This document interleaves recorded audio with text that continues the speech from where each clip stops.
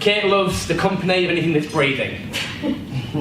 Primarily humans, dogs and trees. Now, outside of being a facilitator and making things happen, she enjoys learning about what it is to be alive from books, literature, lectures, videos and other experiences. Now, she's not an expert in mental health, but she's an expert at being a human. And today, she's going to share her personal insight that she's gained from all that she's learned in the world of psychology, neuroscience and spirituality, with her speech entitled, "You Are Not What You Think." Please welcome Kate Gordon, everybody.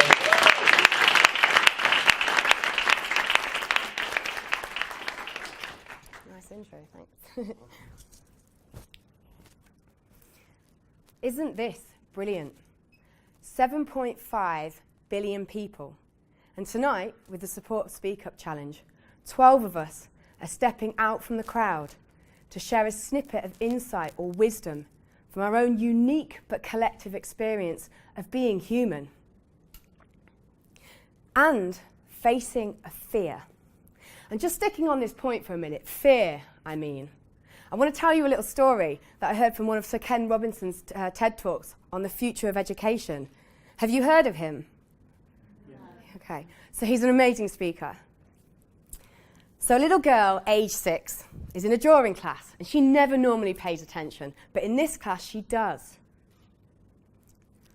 So the teacher goes over and asks what she's drawing. And she says, "I'm drawing a picture of God." And the teacher says, "But we don't know what God looks like." And she says, "They will in a minute." And children are fearless of making mistakes. They accept they don't know everything yet, and so they've got that spirit of just giving it a go. I wasn't very academic at school. I wasn't very good at taking information in and then regurgitating it on a piece of paper. So you can imagine how I got on with exams. And I was terrible at subjects where the answer's either right or wrong, like maths. Mostly I was wrong. And over time, it developed into a self-belief system of you're no good. Has anyone seen the 50 people, one question study? Okay, so the one question is, if you could change anything about your body, what would it be? And as you can imagine, all the usual. I want to be taller, I want to be slimmer, I want to have smaller ears, I want to have a smaller bum, bigger boobs. I want to get rid of the stretch marks after having a baby. And then they ask the same question to young minds, so people under 10. And the answers were like, I want to have legs like a cheetah so I can run faster. I want to have wings so I can fly. I guess having an extra eye would be cool. In fact, one little girl goes, I don't think there's anything to change. I like my body. So clearly, something drastically changes as we enter that final phase of adulthood. And I fell hard into the self-critical about my physical appearance too. Over the last 8 to 10 years, I've spent a huge amount of time, hundreds of hours, learning from all sorts of different worlds of information, whether that's psychology, whether that's about spirituality, mindfulness, meditation, 7 principles, self-help books, coach books, understanding about mindset, even the world of neuroscience, understanding the physical mechanics of our mind. And they all are brilliant in terms of providing you insight, but for me, they point to one simple truth. That your mind, more specifically your thoughts, create your reality. They create your experience of what it is to be alive and ultimately define your happiness. I like to imagine that my brain's like a bubble machine, right? So as we go about our daily routine, though there's no thoughts going on today, as you go about your daily routine, you've got a constant stream of thoughts. Some you could define as positive, some as negative, some as neutral. And they're usually about the past, the present, or the future. But what we forget is that none of them can hurt you if you don't believe them. See, your brain is just trying to make sense of the world. It's creating a running commentary to help you feel safe. It's just trying to protect you. It's trying to help you feel accepted within your communities. And actually, ironically, it's trying to make you happy. But we live in a very different jungle now. The modern world has brought both wonderful and damaging advances. On the one side, we now have unlimited access to information and each other, a knowledge and connection economy. But with it, the noise is getting louder.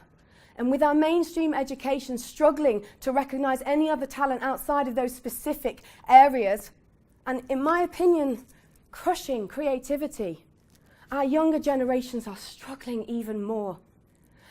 Last year, the government released a green paper on mental health in young people. 1 in 10 are now showing signs of mental health problems. That's 850 young people right now, and I think it's more. There's been a 67% increase in self-harm in 13 to 16-year-olds since 2011.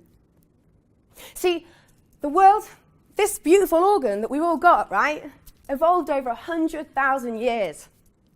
So this modern world that we've created, it just doesn't fit anymore, which has only been around for 50 odd years. So if you were to put that on a timeline, that's like spending 4 full days, 4 full nights continuously designing a piece of software and then changing the entire thing in the last 90 seconds.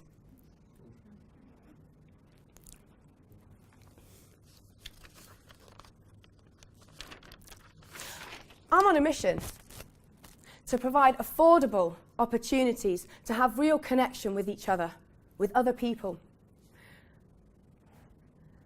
Both physical environments, but also, perhaps with the right technology, opportunities online as well. To explore a potential movement in humans really recognising that the world isn't the same, developing an understanding, retraining our minds so we can better cope and enjoy this modern world. And develop more skills and nurture the very skills I don't think artificial intelligence will ever replace. Creativity, compassion, and curiosity. I've recently established a community interest company called Ruby's Yard, and I've now got planning permission to upgrade some of the buildings on site, where I want to test some of the ideas I've got, not just for young people, but us adult minds too. I am not unique. I am a combined effort of everyone I've ever known. So if any of what I said tonight resonates with you, I'd love to talk to you. Or you can email me at kate_gordon@hotmail.com. Behind every set of eyes, there is a struggle. Be kind, always. Thank you.